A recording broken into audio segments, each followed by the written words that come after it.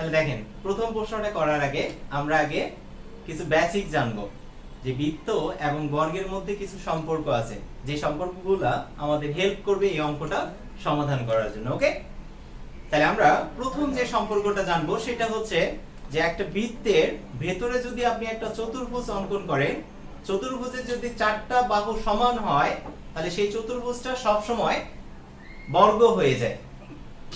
যে একটা বৃত্ত আপনি আছে এরকম, বৃত্তের ভিতরে আপনি একটা যদি চতুর্ভুজ অঙ্কন করেন, মনে করেন এই চতুর্ভুজটা অঙ্কন করলেন, চতুর্ভুজের চারটা বাহু সমান, মানে এই বাহু এই বাহু এই বাহু সমান হলে সেটা সব সময় বর্গ হয়ে যাবে, বর্গ ছাড়া অন্য কিছু অঙ্কন করা সম্ভব নয়। ওকে, এটা হচ্ছে ফার্স্ট রিলেশন। ওকে, দ্বিতীয় রিলেশন হচ্ছে আমরা জানি বর্গক্ষেত্রের কর্ণ দুইটা পরস্পর সমান, তাই না?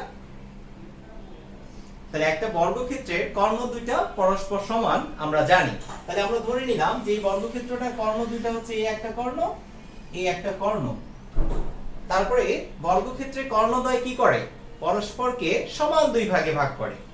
মানে এই যে এখানে যেখানে ছেদ করছে কর্ণদ্বয়, এখান থেকে এই শীর্ষবিন্দু, এই শীর্ষবিন্দু, এই শীর্ষবিন্দু, এই শীর্ষবিন্দু, চারটা শীর্ষবিন্দু দূরত্ব সমান হবে।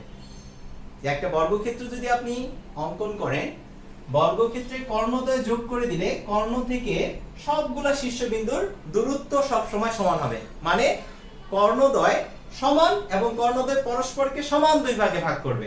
ওকে, তাহলে দেখেন যদি আমরা এই বিন্দুটাকে কেন্দ্র করে এই বাহুটা এই বাহুটা এই বাহুটা এই বাহুটা কর্ণ থেকে প্রত্যেকটা শীর্ষবিন্দুর দূরত্ব সমান পাচ্ছি আমরা, তাহলে এখান থেকে এইটুকু দূরত্ব যা, এখান থেকে এইটুকু দূরত্ব তা, এখান থেকে এইটুকু দূরত্ব তা, এখান থেকে এইটুকু দূরত্ব তা। তার মানে কি আমরা যদি এই বিন্দুটাকে কেন্দ্র করে যে কোনো একটা সমান ব্যাসার্ধ নিয়ে, এখান থেকে এইটুকু সমান ব্যাসার্ধ নিয়ে একটা বৃত্ত অঙ্কন করি, এই বৃত্তটা কি করবে? বাকি শীর্ষবিন্দুগুলো দিয়েও যাবে, তাই কি না? তাহলে এই বৃত্তটার কি হবে? এই বৃত্তটার কেন্দ্র সবসময় এই বিন্দুতেই অবস্থান করবে, তাই কি না? তাহলে কর্ণদ্বয় যে বিন্দুতে ছেদ করে একটা বর্গের, বৃত্তটার কেন্দ্রটাও সেই বিন্দুতে অবস্থান করবে। যদি আপনি একটা অন্তস্থ বৃত্ত অঙ্কন করেন বা একটা অন্তস্থ বর্গ অঙ্কন করেন বৃত্তের মধ্যে, তাহলে বৃত্তের কেন্দ্র যেটা হবে, কর্ণদ্বয় যে বিন্দুতে ছেদ করবে সেই বিন্দুটা একই বিন্দু হবে। ক্লিয়ার? তাহলে 2 নাম্বার বৈশিষ্ট্য আমরা দেখলাম। তাহলে এখন দেখেন যে আপনি এখান থেকে এইটুকু দূরত্ব মানে ছিল কি? বৃত্তটার ব্যাসার্ধ। আবার এখান থেকে এইটুকু দূরত্ব মানে কি ছিল? বৃত্তটার ব্যাসার্ধ, কারণ কেন্দ্র থেকে পরিধির দূরত্বটাকে আমরা বৃত্তের ব্যাসার্ধ বলি, তাই না? তাহলে এটা ছিল কেন্দ্র বৃত্তটার, এখান থেকে এইটুকু দূরত্ব মানে কি? এটা হচ্ছে পরিধির দূরত্ব বোঝাচ্ছে, তার মানে কি? এটা হচ্ছে ব্যাসার্ধ। তাহলে আমরা জানি একই বৃত্তের ব্যাসার্ধ সব সময় সমান, তাহলে এইটুকু যা, এখান থেকে এইটুকু দৈর্ঘ্য তাই হবে, তাই কি না? তাহলে আপনি যদি এই বর্গক্ষেত্রটা কল্পনা করেন, তাহলে দেখেন তো এই বর্গক্ষেত্রটার প্রত্যেকটা কোণ জানা আছে কি? আপনার 90 ডিগ্রি। তারপরে এই কর্ণ, একটা কর্ণ বা প্রত্যেকটা কর্ণ কি হচ্ছে?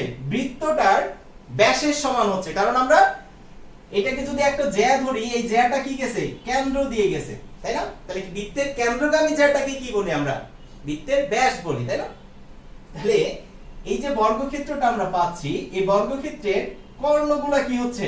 বৃত্তের যে ব্যাস হয়ে যাচ্ছে। ক্লিয়ার? তাহলে এইটুকু বেসিক থেকে এখন আমরা প্রশ্নটা সমাধানের চেষ্টা করি। ওকে, তাহলে আমরা এখান থেকে তিনটা জিনিস জানলাম। একটা হচ্ছে কি?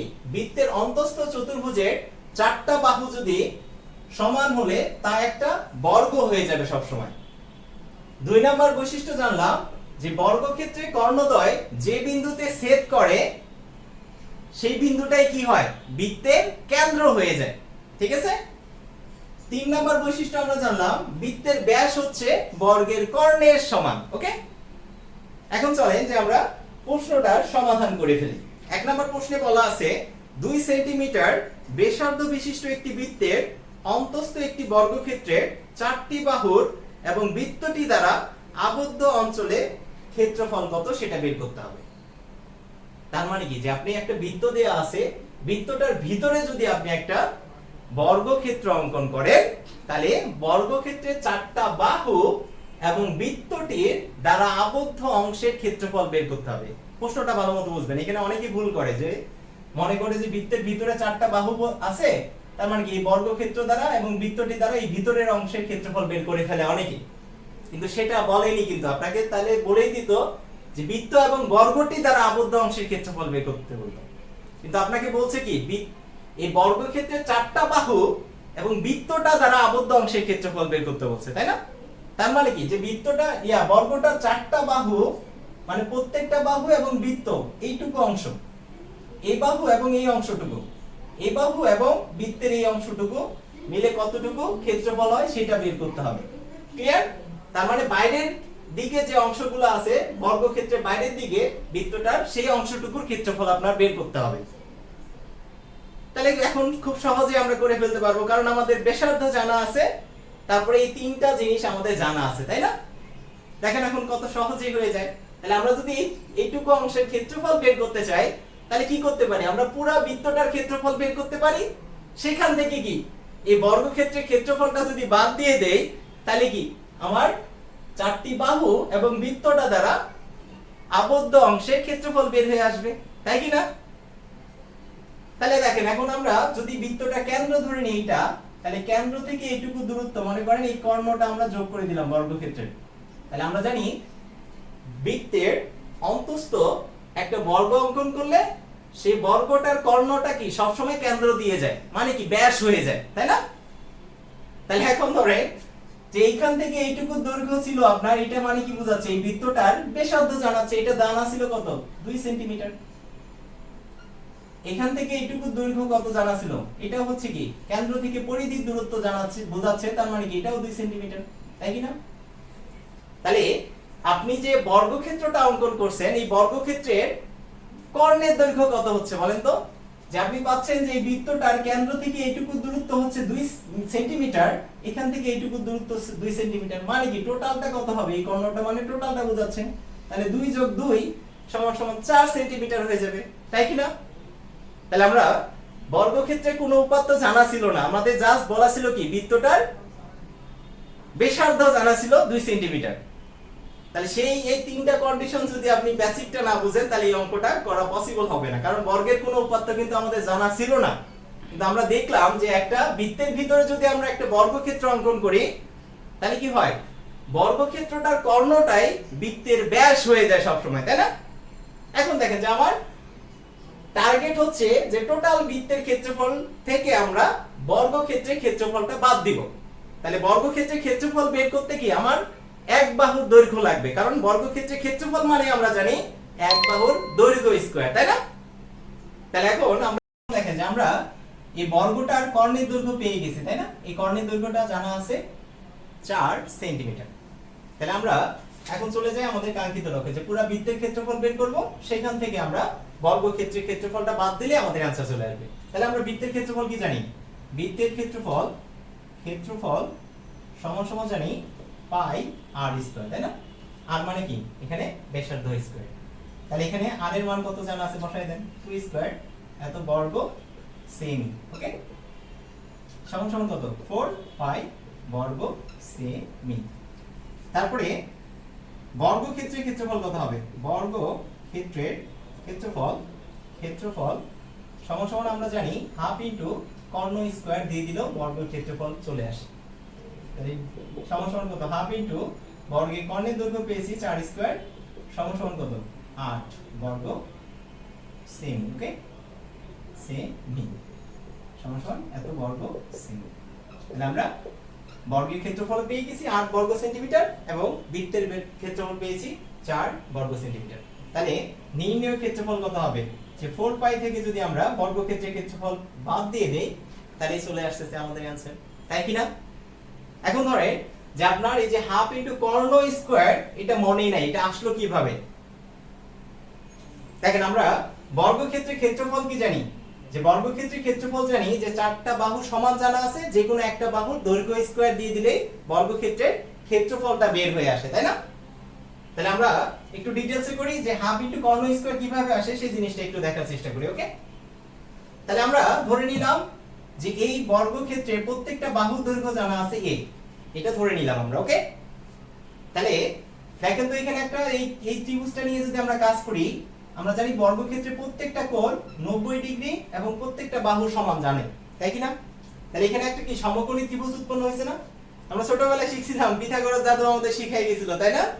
যে সমকোণী ত্রিভুজের অতিভুজ স্কয়ার সমান সমান কি ভূমি স্কয়ার প্লাস লম্ব স্কয়ার। ওকে, তাহলে এই অতিভুজটা কি হচ্ছে দেখেন তো, এই বর্গটার কর্ণ হচ্ছে না, হচ্ছে কি না? তাহলে আমরা যদি বর্গের কর্ণটাকে রেখে দেই, বা কর্ণ স্কয়ার সমান সমান ভূমি কত আছে এই বর্গের a প্লাস লম্বটা কত আছে a, তাই কি না?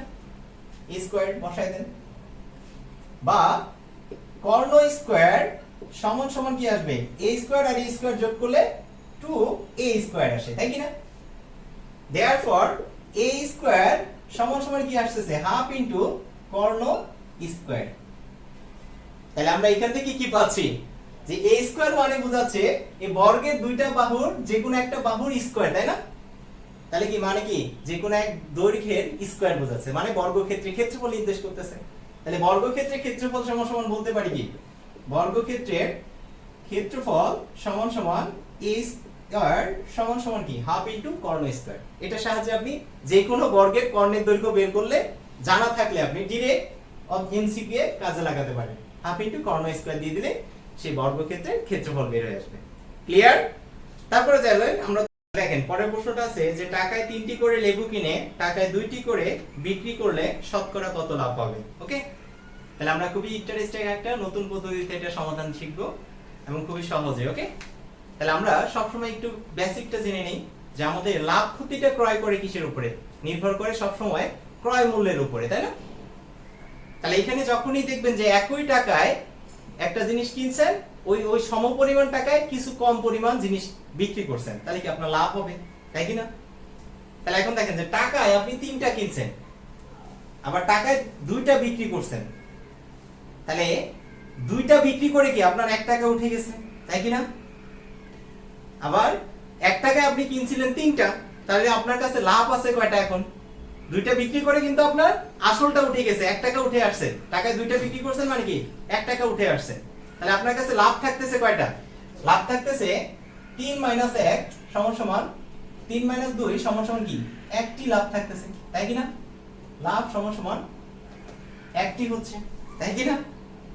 তাহলে আপনার বিক্রি করছেন কি টাকায় 2টা, মানে কি 2টা বিক্রি করে আপনার 1 টাকা উঠে গেছে, তাহলে 2টাতে আপনার লাভ থাকবে কয়টা? 1টা। এভাবে যদি আপনি কল্পনা করতে পারেন তাহলে দেখবেন যে খুব সহজে এই অঙ্কগুলো করে ফেলবেন যে 2টিতে লাভ 1টি, অতএব 2টা বিক্রি করে কিন্তু আপনার 1 টাকা উঠে গেছে, আপনার আসলটা উঠে গেছে। তাহলে আপনার কাছে এখন লাভ আছে কয়টা? 1টা লাভ আছে, এবং আপনি বিক্রি করছেন কি দামে? টাকায় 2টা দরে বিক্রি করছেন। তাহলে 2টা বিক্রি করে যেহেতু আসল উঠে যাচ্ছে, তাহলে 2টাতে লাভ হচ্ছে আপনার 1টা। তাহলে 1টিতে লাভ হয় কত? 1/2 এতটি, অতএব 100তে লাভ হয় 1 × 100 ডিভিশন 2 এতটি সমান সমান, এটা দিয়ে এটা কাটলে 50। তাহলে 100তে 50টি লাভ হয় মানে কি আমাদের 50% লাভ হয়। বুঝিনি? দেখেন যে একটা ধারা দিয়েছে, ধারাটার দশম পদ কত সেটা বের করতে হবে। তার মানে কি এটা একটা আগে প্যাটার্ন টাইপের দেয়া আছে। ওকে, তাহলে আমরা প্যাটার্নটার মধ্যে একটু সম্পর্ক খুঁজে বের করার চেষ্টা করি। তাহলে দেখেন এটা থেকে এটাকে বিয়োগ করলে কত আসে? এটা থেকে 1 থেকে 3 থেকে যদি 1 বিয়োগ করি এখানে 2 আসে। তারপর এটা বিয়োগ করলে কত? 3। এটা বিয়োগ করলে কত? 10 থেকে যদি 6 যায় 4 থাকে। 15 থেকে 10 যাওয়া মানে 5 থাকা। তারপরে 21 থেকে 15 যাওয়া মানে কত? 6 থাকা, তাই কি না? তার মানে প্রত্যেকটা দেখেন ক্রমানুসারে একটা এক এক করে যোগ করে যে সংখ্যাটা আসে তার সাথে যোগ করলে পরের সংখ্যাটা আসতেছে, তাই কি না? তাহলে দেখেন 3 থেকে 1 বিয়োগ দিলে 2, তারপরে এই 3 এর সাথে 3 যোগ করে পরের সংখ্যাটা পাইছেন, তারপরে 6 এর সাথে 3 এর পরবর্তী সংখ্যা 4 যোগ করে 10 পেয়েছেন, 10 এর সাথে 4 এর পরবর্তী সংখ্যা 5 যোগ করে 15 পাচ্ছেন। আগে সম্পর্কটা খুঁজে বের করেন। 15 এর সাথে 5 এর পরবর্তী সংখ্যা 6 যোগ করে 21 পেয়েছেন। তাহলে কি হবে? পরবর্তী সংখ্যাটা 21 এর সাথে 7 যোগ করলে পাওয়া যাবে 28, তাই কি না? তার পরবর্তী সংখ্যাটা কত হবে? এর সাথে 8 যোগ করলে পরবর্তী সংখ্যাটা পাওয়া যাবে, তাহলে কত? 36, তাই কি না? তারপরে এর সংখ্যাটা পাওয়া যাবে, এর সাথে 9 যোগ করলে সমান সমান 45। এই 45 এর সাথে যদি আমরা 10 যোগ করে দেই তাহলে কি হবে, আমাদের পূর্তি সংখ্যাটা পাওয়া যাবে, তাই কি না? তাহলে দেখেন এখন কততম পদ বের করতে বলছে, দশম পদটা বের করতে বলছে। তাহলে 1 2 3 4 5 6 7 8 9 10, দশম পদটা কত হবে, 55 অ্যানসার হবে, তাই কি না? বুঝে গেছে? জাস্ট আগে প্যাটার্নের মধ্যে কি সম্পর্ক আছে আমরা ফার্স্টে সেটা ফাইন্ড আউট করার চেষ্টা করব। তাহলে আমরা দেখলাম যে কোনো পদের সাথে এই পার্থক্যগুলোর পরবর্তী পদটা যোগ করলে, মানে 1 যোগ করে যে সংখ্যাটা আসে তার সাথে যোগ করলেই আমরা পরবর্তী সংখ্যাটা পাচ্ছি। 3 এর সাথে 3 যোগ করলে 6 হইছে, 6 এর সাথে 3 এর পরবর্তী সংখ্যাটা যোগ করলে 10 হচ্ছে। তারপরে 10 এর সাথে 4 এর পরবর্তী সংখ্যা 5 যোগ করে এটা আসে। তাহলে এক এক করে বেড়ে যোগ করলে যেই আসে সেই সংখ্যাটাগুলাই হয়ে যায় এটার आंसर। বুঝিনি? দেখেন যে পরবর্তী প্রশ্নটার দিকে যাই। কোন বর্গক্ষেত্রের ক্ষেত্রফল 10 একর, বর্গক্ষেত্রের এক বাহুর দৈর্ঘ্য কত গজ সেটা বের করতে হবে। তাহলে আমার বর্গক্ষেত্রের ক্ষেত্রফলটা দেয়া আছে একরে, আমাকে বের করতে হবে বর্গক্ষেত্রের ক্ষেত্রফল এক বাহুর দৈর্ঘ্য কত গজ সেটা বের করতে হবে, গজে বের করতে হবে। তাহলে আমরা জানি হচ্ছে কি যে 1 একর সমান সমান 4840 বর্গ গজ জানি, তাই না? বর্গ গজ। মানে আমাদের বর্গক্ষেত্র যেটা আছে সেটার ক্ষেত্রফল কত জানা আছে, 10 একর, তাই কি না? তাহলে 10 একর সমান সমান কত হবে, 4840 গুণন 10 এত বর্গ গজ। তাহলে একের পরে শূন্য এরকম সংখ্যা দ্বারা গুণ করলে কি হয়, জাস্ট একটা শূন্য বেশি হয়ে যায়। তাহলে সমান সমান 48400 বর্গ গজ হবে। ওকে, তাহলে এখন আমরা এই যে বর্গক্ষেত্রের ক্ষেত্রফলটা যে পেলাম এটা গজে পেয়েছি কত, 48400 বর্গ গজ। তাহলে আমরা বর্গক্ষেত্রের ক্ষেত্রফল সমান সমান জানি কি, এক বাহুর দৈর্ঘ্য স্কয়ার মানে a স্কয়ার, তাই কি না? তাহলে a স্কয়ার সমান সমান এত বর্গ গজ, দেয়ারফর a সমান সমান কত হবে সেটা বের করলে আমাদের অ্যানসারটা চলে আসবে এত। তাহলে এটাকে আমরা সহজে কি জানি হচ্ছে বর্গ, যদি বর্গমূল আমরা এটাকে করতে চাই বর্গমূলের ট্রিক্স ধরে করতে পারবেন, অথবা আপনি জানেন কি যে 22 কে বর্গ করলে আপনার 484 আসে, তাই না? তাহলে 22 কে বর্গ আর ডাবল শূন্য আছে, তার মানে কি বর্গমূলে অর্ধেক সংখ্যক শূন্য হয়ে যায়। তাহলে ডাবল শূন্য থেকে একটা শূন্য নিয়ে আসলে এত গজ হয়ে যাবে কি আপনার অ্যানসার। ওকে, এত গজ। তাহলে এক বাহু দৈর্ঘ্য 220 গজ। এখন এই বর্গমূলটা আপনি যদি করতে চান তাহলে বর্গমূলের যে জেনারেল ফর্মুলা আছে সেই ফর্মুলা আপনি ইউজ করতে পারেন। যে আমরা ফার্স্টে কি করি, বাম পাশ থেকে দুইটা দুইটা করে সংখ্যাকে আলাদা করে নিই, ডান পাশ থেকে ক্রমান্বয়ে বাম পাশের দিকে যাই, বাম পাশ থেকে দুইটা দুইটা করে সংখ্যা আলাদা আলাদা করে আমরা এই দিকে যাব। ফার্স্টে সবার বামে যেটা থাকবে সেই সংখ্যাটা সমান অথবা কাছাকাছি ছোট কাকে বর্গ করে পাওয়া যায় সেটা আমরা ডান পাশে লিখি, তাই কি না? তাহলে এখানে আছে 4, জোড়া ছাড়া আছে কি 4 সবার বামে। তাহলে 4 এর কাছাকাছি অথবা ছোট বর্গ কাকে করলে পাওয়া যায়, 2 কে বর্গ করলে পাওয়া যায়। তাহলে এখানে আমরা 2 লিখে দিলাম। তাহলে 2 লিখে দিলে এখানে কত আসে, 2 দ্বিগুণা আমরা জানি 4, তাই কি না? তারপরে আপনি বিয়োগ করে এখানে বসাবেন। তাহলে 4 থেকে 4 যাওয়া মানে কত, শূন্য থাকা, শূন্য তো এর নামানোর দরকার নেই, পরবর্তী পদটাকে নামায় দেন। পরবর্তী পদ কত আছে, 84। এখন দ্বিতীয় স্টেপ হচ্ছে যে এখানে যে সংখ্যাটা থাকবে যাকে বর্গ করে আপনি এই সংখ্যাটার কাছাকাছি পেয়েছেন তার দ্বিগুণ করে এখানে লিখে দিবেন। 2 দ্বিগুণে কত, 4।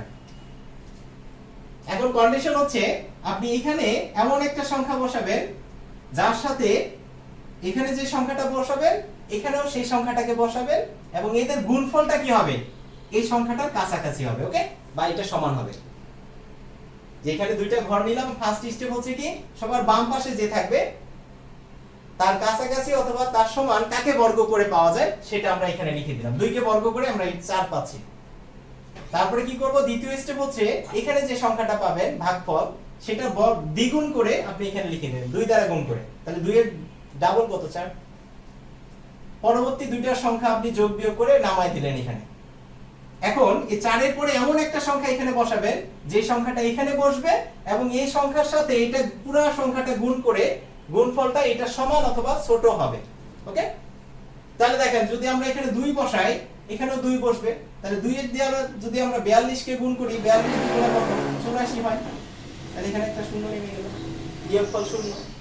এখন পরবর্তী স্টেপ নামানোর পালা, সেম ভাবে আমরা ক্রমান্বয়ে করতেই থাকবো। পরবর্তী স্টেপ কি, পরে দুইটা শূন্য নামলো, দুইটা শূন্য কি আমরা ভাগ করতে পারি না, সেজন্য কি একটা শূন্য এখানে চলে যাবে। যখন ডাবল শূন্য বাইরে থাকবে তখন কি জাস্ট তার অর্ধেক সংখ্যক শূন্য লাস্টে বসাই দিবেন, তাহলে আপনার বর্গমূল বের হয়ে যাবে। ওকে, তার পরবর্তী অঙ্কে যাই। তাহলে এখন দেখেন পরবর্তী প্রশ্নটা বলা আছে যে একটি 48 মিটার লম্বা খুঁটি ভেঙে গিয়ে সম্পূর্ণভাবে বিচ্ছিন্ন না হয়ে ভূমির সাথে 30 ডিগ্রি কোণ উৎপন্ন করে। খুঁটিটি কত উঁচুতে ভেঙেছিল সেটা বের করতে হবে। ধরেন এরকম আপনার কাছে একটা 48 মিটার লম্বা খুঁটি ছিল, যে খুঁটিটা এখান থেকে ভেঙে গেছে, ভেঙে যে ভূমির সাথে 30 ডিগ্রি কোণ তৈরি করছে। ওকে, সম্পূর্ণ বিচ্ছিন্ন না হয়ে এখানে লেগে আছে, এই জায়গায় লেগে এই অংশটুকু ভূমির সাথে লেগে গেছে। লেগে যাওয়ার ফলে আমার ভূমির সাথে এখানে একটা 30 ডিগ্রি কোণ তৈরি হয়েছে। ওকে, তাহলে কত উচ্চতায় ভেঙেছিল আমার সেটা বের করতে হবে। এটা খুবই ইম্পর্টেন্ট এবং মাঝে মাঝেই পরীক্ষায় প্রচুর পরিমাণে আসে। তাহলে আমার পুরা খুঁটিটার দৈর্ঘ্য কত জানা ছিল? পুরা খুঁটির দৈর্ঘ্য জানা ছিল 48 মিটার।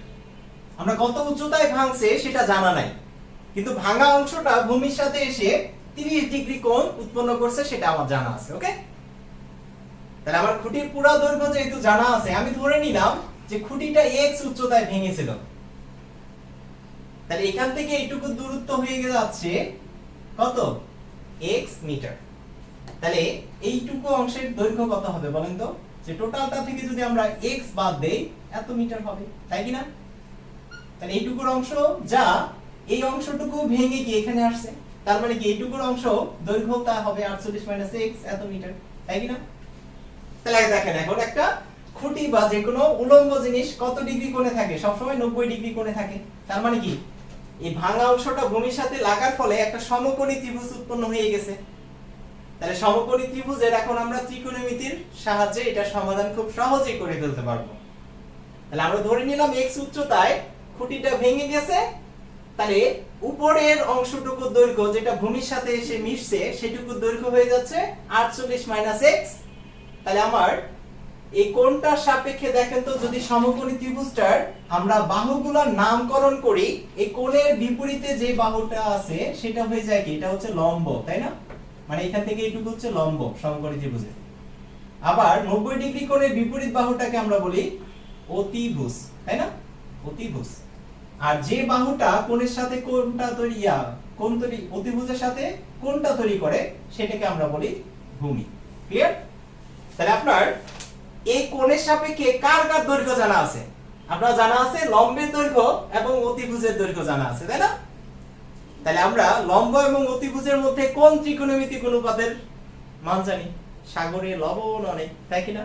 তার মানে কি sin θ সমান লম্ব বাই অতিভুজ দিয়ে দিলেই আমাদের অ্যানসারটা চলে আসবে, কারণ থিটাটা এখানে 30 ডিগ্রি আমার জানা আছে, তাই কি না? তাহলে চলেন শুরু করি।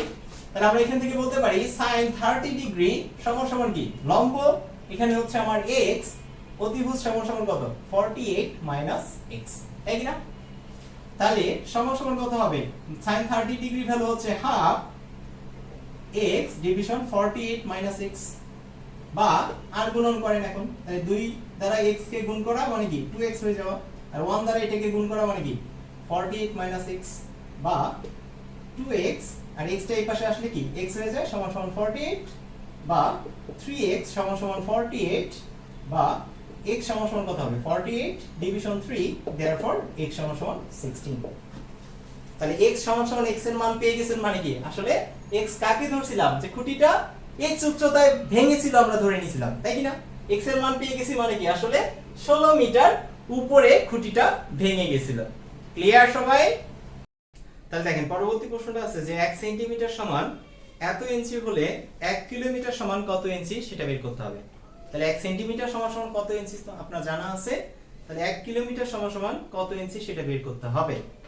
তাহলে দেখেন আমরা একটা স্লোগানের সাহায্যে কিলোমিটার, তারপরে মিলিমিটার, তারপরে সেন্টিমিটার, মিটার এসবের সম্পর্কটা কি সবগুলো আমরা বের করে নিয়ে আসতে পারি। ঠিক আছে? স্লোগানটা কি? কিলাইয়া হ্যাকাইয়া ডাকাত মারিলে দেশে শান্তি মিলিবে। কিলাইয়া মানে হচ্ছে কিলোমিটার, হ্যাকাইয়া মানে হচ্ছে হেক্টোমিটার, ডাকাত মানে হচ্ছে ডেকামিটার, মারিলে মানে হচ্ছে মিটার, দেশে মানে হচ্ছে ডেসিমিটার, শান্তি মানে হচ্ছে সেন্টিমিটার, মিলিপে মানে হচ্ছে মিলিমিটার। ওকে, এখন আপনার যে একক থেকে যে একক আপনি বের করতে চাবেন, জাস্ট একটা স্টেপ ফলো করবেন। আপনি চাচ্ছেন কিলোমিটার, 1 কিলোমিটার সমান সমান কত সেন্টিমিটার সেটা বের করতে চাচ্ছেন ধরেন। তাহলে আপনি যেটা বের করতে চাবেন, যদি বাম দিক থেকে ডান দিকে যান তাহলে গুণ হয় সেই সংখ্যাটা।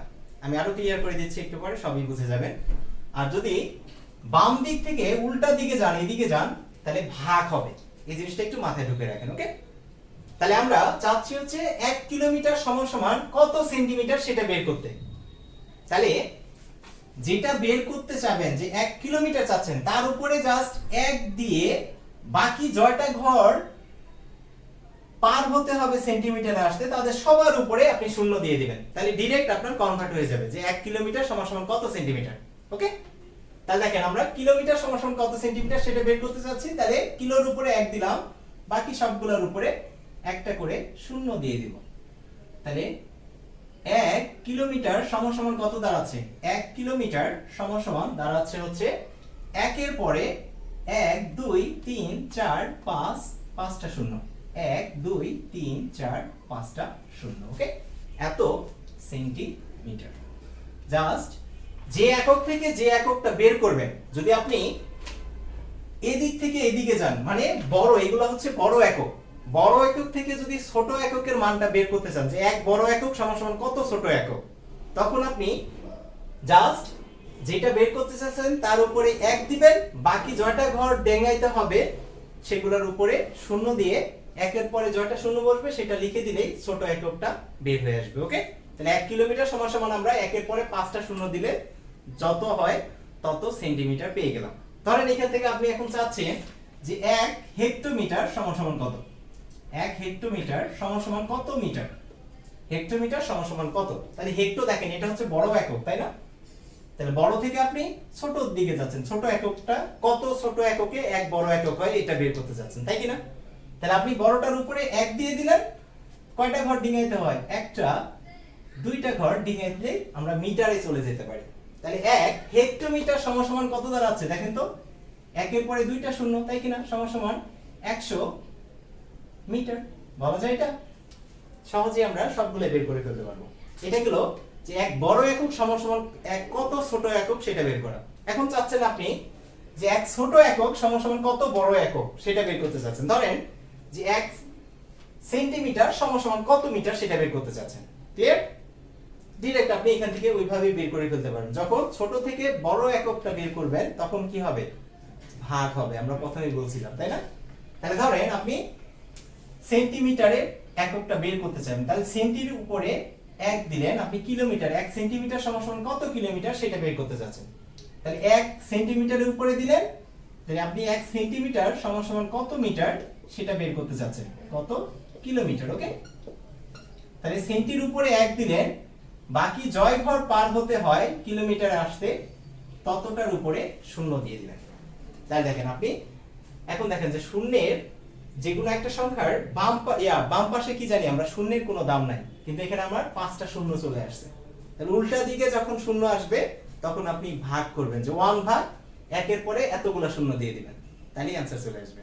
তাহলে আমরা বলতে পারি 1 সেন্টিমিটার সমান সমান 1 ডিভিশন 1 বসাইলেন, 1টা 2টা 3টা 4টা 5টা শূন্য দিয়ে দিলে এত কিলোমিটার। ওকে, বুঝিনি? আপনি এটাই এককের সাহায্যে কনভার্টার হিসেবে যে কোনো একক থেকে যে কোনো এককে আপনি কনভার্ট করে নিতে পারবেন। এখন ধরেন আপনাকে বললাম যে 1 মিলিমিটার সমান সমান কত মিটার, কত মিটার এটা বের করতে বললাম। তাহলে মিলিমিটার। ওকে ফাইন, আমরা এখন ছোট একক, 1 ছোট একক সমান সমান কত বড় একক সেটা বের করতে যাচ্ছি, মানে উল্টা দিকে যাচ্ছে। উল্টা দিকে গেলে কি হবে? 1 ভাগ যেটা আসবে 1 এর পরে জয়টা শূন্য থাকবে, 1 এর পরে তো একটা শূন্য দিয়ে দিব। ওকে, তাহলে এখানে কি 1 মিলিমিটার সমান সমান আমরা বলতে পারি 1 মিলিমিটার উপরে 1 দিলাম, মিটার পর্যন্ত আসতে 1 2 3টা শূন্য লাগে, তাই কি না? উল্টা দিকে 3টা শূন্য আছে, তাহলে কি হবে? 1 ডিভিশন 1 এর পরে 3টা শূন্য দিয়ে দিলে এত মিটারে 1 মিলিমিটার। ওকে, তাহলে আমরা বুঝে গেছে সবার? ক্লিয়ার তো? আচ্ছা, এখন তাহলে আমরা আমাদের কাঙ্ক্ষিত প্রশ্নে চলে আসি। আমরা বলছিলাম যে 1 সেন্টিমিটার সমান সমান এত ইঞ্চি হলে 1 কিলোমিটার সমান সমান কত। ওকে, তাহলে আমরা দেখছি যে 1 কিলোমিটার সমান সমান কত, যে 1 এর পরে 5টা শূন্য এত সেন্টিমিটার, তাই না? তাহলে therefore যদি 1 ইঞ্চি 1 সেন্টিমিটার সমান সমান কত হয়, 0.39, এটা আমরা বাংলায় লিখি। ওকে, 3937 এত ইঞ্চি হয়, তাহলে therefore 1 এর পরে 5টা শূন্য এত সেন্টিমিটার সমান সমান কত হবে, 0.3937 গুণন 1 এর পরে 5টা শূন্য দিয়ে দিলে এত ইঞ্চি হবে, সমান সমান আমরা দশমিকের যে কোনো একটা দশমিক সংখ্যা এবং 1 এর পরে এরকম সংখ্যাগুলো দ্বারা গুণ করার ক্ষেত্রে কি জানি, যে 1 এর পরে জয়টা শূন্য থাকবে দশমিকটা তত ঘর ডান দিকে সরে যাবে, তাই না? তাহলে এখানে 1 এর পরে 5টা শূন্য আছে, এরকম 1 এর পরে একাধিক শূন্য যদি থাকে কোন সংখ্যার সাথে আপনি দশমিক সংখ্যা গুণ করেন, তাহলে কি করবেন, সব সময় তত ঘর ডান দিকে দশমিকটাকে জাস্ট সরাই দিবেন, তাহলে অ্যানসার চলে আসবে ডিরেক্ট। তাহলে কি আসবে, ডাইরেক্ট যদি আপনি করতে চান 4টা ঘর আছে আর এখানে আপনার 5টা 1 এর পরে শূন্য ছিল, তাহলে কি 5 ঘর ডান দিকে দশমিকটা সরে যাবে, তার মানে কি 3 একটা শূন্য বেশি লাগে, শর্ট আছে যে একটা ঘর, সেজন্য কি একটা শূন্য দ্বারা আমরা ফুলফিল করে নিলাম এত ইঞ্চি। ওকে, তাহলে এটার অ্যানসার হবে। দেখেন পরবর্তী প্রশ্নটা বলা আছে যে 41 থেকে 90 পর্যন্ত সংখ্যাগুলোর মধ্যে মৌলিক সংখ্যা কতটি সেটা বের করতে হবে। ওকে, তাহলে আমার পেজের মধ্যে আমরা মৌলিক সংখ্যা নির্ণয়ের একটা ম্যাজিক দেখিয়েছিলাম, তাই না? নাম্বারের সাহায্যে কিভাবে 1 থেকে 100 পর্যন্ত সংখ্যাগুলো মনে রাখা যায় সেটার সাহায্যে খুব সহজেই কয়েক সেকেন্ডের মধ্যে আপনি এটা করে ফেলতে পারবেন। তাহলে দেখেন আমরা মোবাইল নাম্বারটা কি ছিল, যে 4422322321, এই 1 থেকে 100 পর্যন্ত মোট 25টি মৌলিক সংখ্যা আছে, সেটা আমরা ক্রম অনুযায়ী যে 1 থেকে 10 এর মধ্যে 4টা আছে, 11 থেকে 20 এর মধ্যে 4টা আছে, 21 থেকে 30 এর মধ্যে 2টা আছে, এইভাবে 4422322321 এভাবে মনে রাখতে পারি। ঠিক আছে, তাহলে আমাদের বের করতে হবে 41 থেকে 90 এর মধ্যে কয়টা মৌলিক সংখ্যা আছে সেটা বের করতে হবে। তার মানে কি, যে 41 আছে এখানে, তাহলে এইটুকু অংশের যোগফল যেটা হবে মৌলিক সংখ্যাগুলোর, সেটা কি আপনার অ্যানসার হবে কাঙ্ক্ষিত, তাই কি না? তাহলে কত হচ্ছে, 3 আর 2 এ 5, 4 এর 9, 5 আর 2 এ 7, 7 3 এ 10, 10 আর 2 এ কত, 12, তাই কি না? তাহলে মোট 12টি মৌলিক সংখ্যা আছে।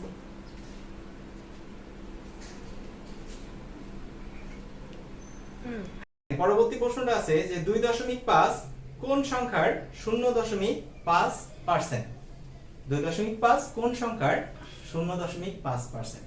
তাহলে একটা সংখ্যার 0.5% যদি আমরা করি তাহলে সেটার ভ্যালু আসে 2.5, কিন্তু সংখ্যাটা কত সেটা জানা নেই। আমরা ধরে নিব যে সংখ্যাটা যদি আমরা ধরি x এর 0.5% সমান সমান আমাদের দেয়া আছে 2.5, তাই কি না?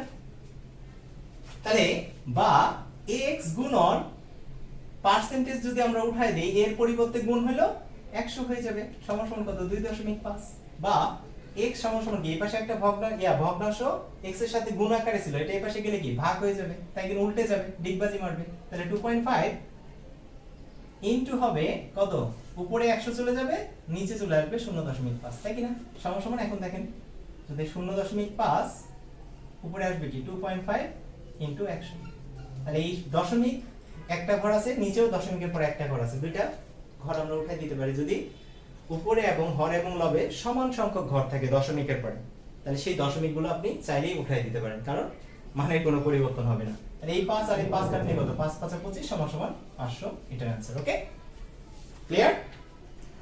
তারপরে অঙ্কটা দেখেন, এরপরে খুব ইন্টারেস্টিং অঙ্ক, খুবই সহজ, যে x টু দি পাওয়ার 4 ভাগ x to the power 6 into x square, এটার ভ্যালু কত সেটা বের করতে হবে। তাহলে দেখেন আমরা এটা একটু কি আসলে সরল করা এবং সূচকে সরল করা। ওকে, তাহলে সূচকের ক্ষেত্রে সব সময় আমরা মনে রাখবো যে বদমাশি করব আমরা, ঠিক আছে? বদমাশি করব আমরা, ঠিক আছে?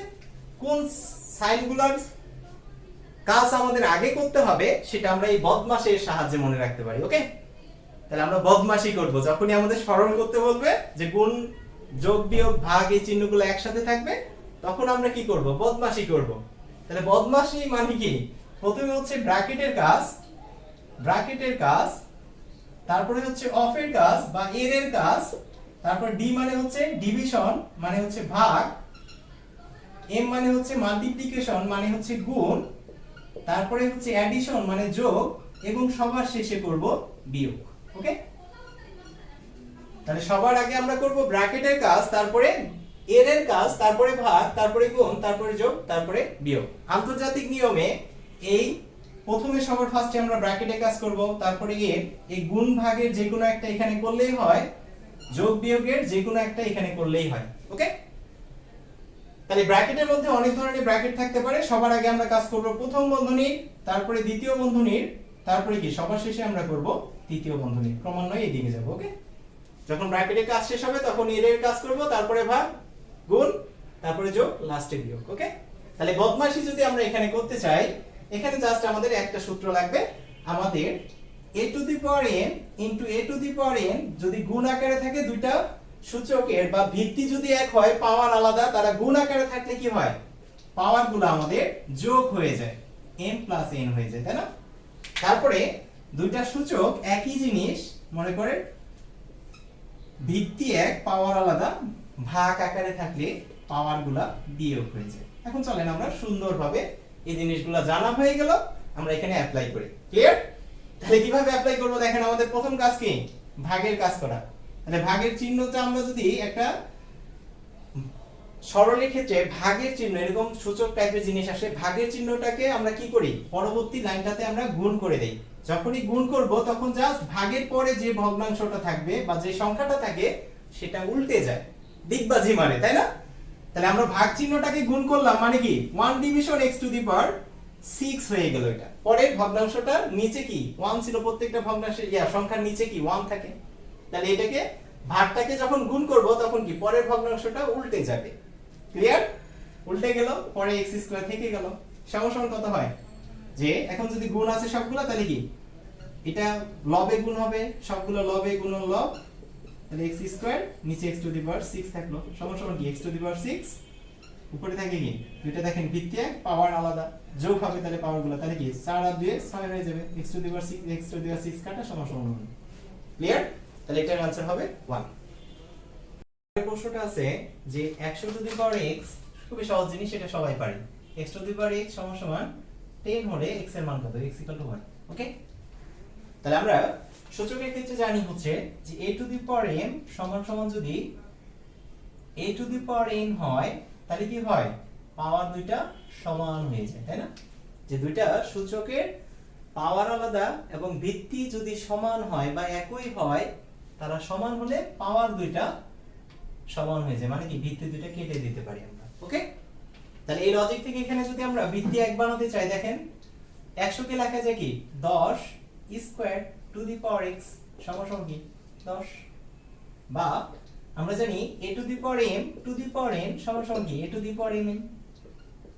তাহলে এখানে কত আসে? 10 টু দি পাওয়ার 2x সমান 10। 10 এর পাওয়ার কিছু নেই, মানে কি সকল জিনিসের পাওয়ার 1 থাকে, তাই কি না? তাহলে এখন দেখেন যে এই ফরম্যাটে আসছে যে দুইটা ভিত্তি এক পাওয়ার আলাদা, আমরা সবসময় চেষ্টা করব ভিত্তি এক বানানোর।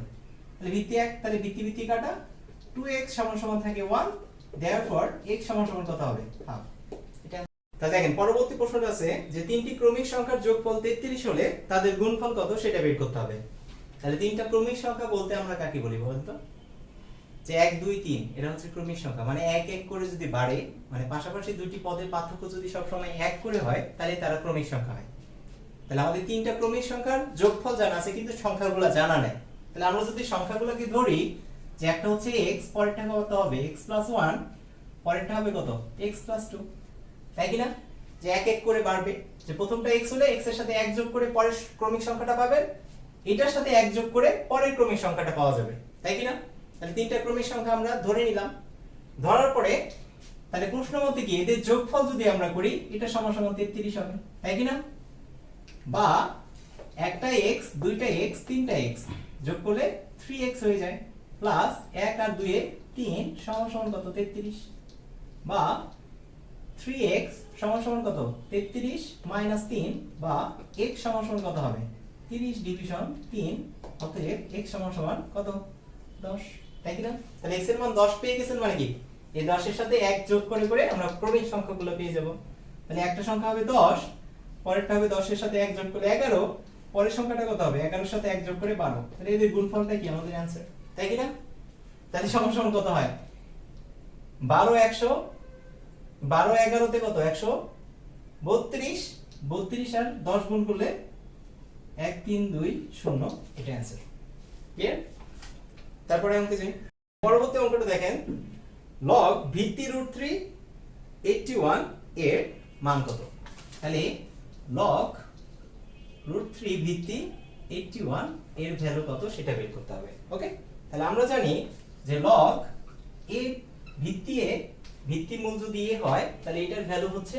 সব সময় 1 তাহলে এই টাইপের অঙ্কগুলো আমরা সব সময় চাবো যে ভিত্তি এবং ভিত্তি মূলটার মান মানে একই করার ওকে তাহলে এখন দেখেন যেখানে আমার 81 কে যদি আমরা একটু ভাঙাই দেখি যে 81 কে লেখা যায় 9 স্কয়ার করে 81 লেখা যায় তাহলে 9 কে আবার লেখা যায় কি 3 স্কয়ার মানে 3 টু দি পাওয়ার 4 মানে হচ্ছে 81 আবার যে কোনো সংখ্যাকে রুট নিয়ে আমরা সেটাকে বর্গ করে লিখতে পারি তাই কি না তাহলে √3 স্কয়ার টু দি পাওয়ার 4 থেকে গেল তাহলে সমান সমান কত দেখেন √3 টু দি পাওয়ার 8 তাহলে আমরা 81 কে লিখতে পারি যে √3 যেহেতু ভিত্তি দেয়া ছিল তাহলে ভিত্তি মূল আকারে আমরা √3 টু দি পাওয়ার 8 লিখতে পারি 81 কে ওকে তাহলে এখানে থাকতেছে কত √3 এখানে থাকলো এটাকে লিখতে পারি 81 কে √3 টু দি পাওয়ার 8 তাহলে 8 টা কি হবে যে কোনো একটা লগ এর ক্ষেত্রে পাওয়ার আকারে যে জিনিসগুলো আসে আমরা যদি সেটাকে সামনে নিয়ে আসি তাহলে লগ এর কি মানের কোনো পরিবর্তন হয় না তাহলে √3 তাহলে দেখেন এখন এই ফরম্যাটে পড়ছে এটা মানে কি জানেন এটা মানে জানেন 1 ভিত্তি আর ভিত্তি মূল এক তাই কি না সমান সমান কত হবে 8 এটা आंसर তাহলে পরের অঙ্কটা দেখেন যে দেয়া আছে x to the power 4 - x squared plus 1 = 0 হলে x cube plus 1 division x cube এর ভ্যালু বের করতে হবে তাহলে আমরা যেটা দেয়া আছে সেটা একটু চলে আসি তাহলে আমরা x to the power 4 - x squared plus 1 = 0 দেয়া ছিল তাই না তাহলে আমরা যদি পুরাটাকে আমরা x স্কয়ার দ্বারা ভাগ করি তাহলে কি হবে এখানে আসবে x square minus 1 x square আর x স্কয়ার কাটা এখানে থাকবে 1 ডিভিশন x স্কয়ার সমান সমান 0 পুরাটাকে আমরা x স্কয়ার দ্বারা ভাগ করে দ্বারা প্রত্যেকটা অংশকে ভাগ করে ওকে ভাগ করে ক্লিয়ার যে আমরা এটা করে অঙ্কের ক্ষেত্রে সব সময় চেষ্টা করব x 1 ডিভিশন x অথবা x 1 ডিভিশন x এর ভ্যালু বের করা তাহলে দেখেন এখান থেকে আমরা জাস্ট পুরাটাকে 1 x স্কয়ার দ্বারা ভাগ করলে এটা আসলো তাহলে আমরা যদি পরবর্তী লাইনে x square 1 division x square কে এক পাশে রাখি আর এক পাশে 1 কে নিয়ে যাই তাহলে এটা আসে এই পাশে 1 মাইনাস ছিল এই পাশে যে প্লাস হয়ে গেল দেখেন এখন পরবর্তী লাইনটি কি হবে যে x square 1 division x square এটা কি হবে যে আমরা এটাকে লিখতে পারি a স্কয়ার b স্কয়ার ফরম্যাটে a স্কয়ার b স্কয়ার সূত্র কি a b whole square minus 2ab তাই না সমান সমান বা a b ফরম্যাটে আমাদের চলে আসছে এখানে 2 2 কাটলে ও 2 থাকে এটা এই পাশে নিয়ে গেলে কি 1 2 therefore a 1/x সমান সমান এই পাশে 3 আসে এই পাশে রুট করলে 3 হয়ে যাবে √3 তাই কি না তাহলে x 1 ডিভিশন x এর ভ্যালু পেয়ে গেছি √3 এখন আমরা আমাদের কাঙ্ক্ষিত লক্ষ্যে চলে আসি যে a কিউব 1 ডিভিশন এটা তাহলে আমরা যদি এটাকে ধরি a এটাকে ধরতে পারবো কি এটাকে লেখা যায় a cube 1 division x whole cube লিখলে কোনো মহাভারত অশুদ্ধ হবে না যে একই জিনিস তাহলে এখন দেখেন সুন্দর সূত্র পড়ে গেছে a কিউব b কিউব এর সূত্র তাই না তাহলে a কিউব b কিউব এর সূত্র আমরা কি জানি a b whole cube minus 3ab into a plus b তাই কি না তাহলে এখন মান বসান এটা হলো √3 হোল কিউব minus 3 x কাটা x plus 1/x এর ভ্যালু হচ্ছে √3 সমান সমান কত √3 কে যদি পাওয়ার 3 করি 3√3 minus 3√3 সমান সমান 0 তাহলে এটার आंसर হবে 0 আপনাদের অবগতির জন্য জানানো যাচ্ছে যে এখন থেকে আমরা প্রতিনিয়তই গণিতের মজার ট্রিক্স নিয়ে আপনাদের সামনে হাজির হব এবং সামনে বিসিএস পরীক্ষার উপলক্ষে আমরা বিশেষ ব্যবস্থা গ্রহণ করেছি আমরা প্রতি সপ্তাহে মিনিমাম 2টা চ্যাপ্টারের A to Z basic clear করে ভিডিও আপলোড দেব যদি আমাদের ভিডিওগুলো ভালো লেগে থাকে লাইক এবং শেয়ার দিয়ে অন্যকে দেখার সুযোগ করে দিবেন। আমার পেজ এবং ইউটিউব চ্যানেলের লিংক উপরে বলা আছে, সবাই সাবস্ক্রাইব করে নেবেন যদি রেগুলার আপডেট পেতে চান। তাহলে চলেন আমরা পরবর্তী অঙ্কটায় চলে যাই। পরবর্তী অঙ্কটা বলছে যে কোন ক্ষুদ্রতম সংখ্যা হতে 1 বিয়োগ করলে বিয়োগফল 9, 12 ও 15 দ্বারা নিঃশেষে বিভাজ্য হবে। ওকে, তাহলে একটা ক্ষুদ্রতম সংখ্যা বের করতে হবে, যে ক্ষুদ্রতম সংখ্যা থেকে যদি আমরা 1 বাদ দেই তাহলে বিয়োগফলটা এত দ্বারা নিঃশেষে বিভাজ্য হবে। তার মানে কি, যে ক্ষুদ্রতম সংখ্যাটা বের করব সেটা হবে আসলে এই সংখ্যাগুলোর লসাগুর থেকে 1 বেশি। ক্লিয়ার? কারণ লসাগু মানে কি, এইগুলোর সংখ্যা দ্বারা যে ক্ষুদ্রতম সংখ্যাটা ভাগ করা যায় সেটাই হচ্ছে এই সংখ্যাগুলোর লসাগু, তাই কি না? তাহলে আমরা এই টাইপের অঙ্ক যে কত বাদ দিলে এত দ্বারা বিভাজ্য হবে সংখ্যাগুলা, তাহলে সেই ক্ষেত্রে সব সময় ওই সংখ্যাগুলোর লসাগু বের করব, করে জাস্ট যত বিয়োগ করতে বলবে তত যোগ করে দিব, তাহলে অ্যানসার চলে আসবে। তাহলে এখানে আমরা ইউক্লিডীয় পদ্ধতিতে 9, 12, 15 এর লসাগু বের করে নিব। এটা লসাগু কত? 3 দ্বারা যদি আমরা ভাগ করি তাহলে 3 তিরিকা 9, 3 4 12, 3 5 15, তাহলে 4 5 20, 6 গুণের লসাগু কত হবে? যে 3 গুণন 4 গুণন 5, এই গুণফলগুলোর সবগুলোর গুণফলই হবে এদের লসাগু, তাই কি না? সমান কত আসে? সমান 3 তিরিকা 9 আর 4 5 20, 20 9 দুগুণে কত হয়? 18, 180। তাহলে 180 সবচেয়ে ক্ষুদ্রতম সংখ্যা, যে সংখ্যাটাকে আমরা এই তিনটা সংখ্যা দ্বারাই ভাগ করতে পারি, তাই কি না? তাহলে যেহেতু ক্ষুদ্রতম সংখ্যা থেকে 1 বিয়োগ করতে হবে, মানে কি লসাগুর সাথে জাস্ট 1 যোগ করলে যে সংখ্যাটা আসবে সেটাই হবে আমাদের কাঙ্ক্ষিত অ্যানসার। ওকে, চলেন লাস্ট দেখেন, আমরা শেষ প্রশ্নে চলে আসছি। 15 নম্বর প্রশ্নটায় আছে যে একটি সোনার গহনার ওজন 16 গ্রাম, এতে সোনা ও তামার অনুপাত 3:1। তাহলে একটা 16 গ্রাম ওজনের সোনার গহনা আছে যেখানে সোনা ও তামার অনুপাত হচ্ছে 3:1। এতে কি পরিমাণ সোনা মিশালে অনুপাত 4:1 হবে? তাহলে আমরা এটা খুবই সহজেই দুইটা নিয়মে করতে পারি। একটা হচ্ছে কি, যে আগে আমরা সোনা অনুপাত তামাটা লিখে ফেলবো, সোনা অনুপাত তামা। তাহলে এই পাশে ছিল 3 ভাগ, এই পাশে আছে 1 ভাগ। তাহলে ফার্স্ট স্টেপ হবে আমাদের যে প্রথম অনুপাত থেকে সোনার পরিমাণ কত, তামার পরিমাণ কত সেটা বের করে নেওয়া। ওকে, তাহলে আমার সোনা আছে কত? যে 3 ভাগ, তামা আছে 1 ভাগ। কারণ অনুপাত মানে আমরা জানি দুটো সমজাতীয় জিনিসের ভাগের সাহায্যে তুলনা, তাই না? তাহলে এখন দেখেন যে মোট আমরা 16 গ্রাম সোনাকে কয় ভাগে ভাগ করছি সেটা বের করার জন্য আমরা অনুপাত দুইটার যোগফল করব, মানে 3 আর 1 4।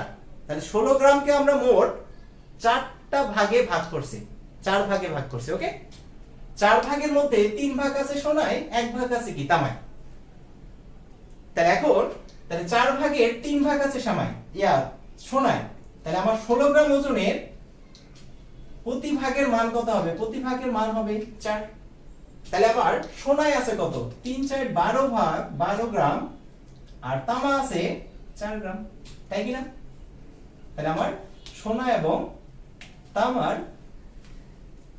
কত গ্রাম করে আছে সেটা বের করে নিলাম প্রথম অনুপাত থেকে। ওকে, এখন আমার দ্বিতীয় কন্ডিশন আছে যে এতে কি পরিমাণ সোনা মিশালে অনুপাতটা 4:1 হয়ে যাবে। তাহলে আমরা একটু নতুন অনুপাতে চলে যাই, যে নতুন অনুপাতটা বানাতে হবে যেখানে আমার সোনাটা আগে ছিল 3 ভাগ, নতুন অনুপাতে হয়ে গেছে 4 ভাগ, তাই কি না? তাহলে আমার দেখেন তো এখানে যে 1 ভাগ আমরা নতুন মিশাইছি, কি মিশাইছি? শুধু সোনা। আমরা কিন্তু তামা যা আগে ছিল যতটুকু মিশ্রণে ততটুকুই কিন্তু কি তামা রয়ে গেছে, তামা কিন্তু পরিবর্তন হয়নি। তাহলে পরের ভাগটা কি আমাদের তামা জানা আছে, তাই না? তাহলে তামার প্রথমে ছিল কত? প্রথম মিশানোর আগে যে 3:1 আমার তামা ছিল 4 গ্রাম।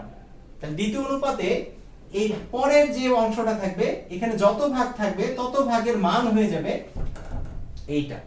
তাহলে কি এখানে আমার দ্বিতীয় অনুপাতে 4 ভাগের মান পাচ্ছি, 1 ভাগের মান পাচ্ছি 4 গ্রাম, তাই কি না? তাহলে 1 ভাগের মান 4 পাচ্ছি, মানে কি এই পাশে আছে কত? সোনায় আছে 4 ভাগ, এই অনুপাতটা। তাহলে 4 ভাগের মান কত হবে? 4 গুণন 4 সমান সমান 16 পেয়ে যাচ্ছে, তাই কি না?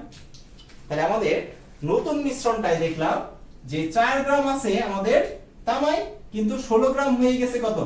সোনা। তাহলে কতটুকু সোনা আমরা যোগ করেছি বলেন তো? আগে ছিল 12 গ্রাম, এখন হয়ে গেছে 16 গ্রাম। তার মানে কি আসলে আমরা 16 মাইনাস 12 এত গ্রাম সোনা মিশাইছি মিশ্রণটাতে, যার ফলে কি আমাদের 4:1 হয়ে গেছে মানটা, তাই কি না? তাহলে সবাই ভালো থাকবেন, সুস্থ থাকবেন। আমার এই ক্ষুদ্র প্রয়াস যদি আপনাদের ভালো লেগে থাকে, লাইক এবং শেয়ার দিয়ে অন্যকে দেখার সুযোগ করে দিবেন। আমরা প্রতিনিয়ত গণিতের মজার মজার ট্রিক্স এবং সামনে বিসিএস বিভিন্ন পরীক্ষার প্রতিদিনের প্রশ্নের সমাধান দেওয়ার চেষ্টা করব। সবাই ভালো থাকবেন, দোয়া করবেন। আল্লাহ হাফেজ।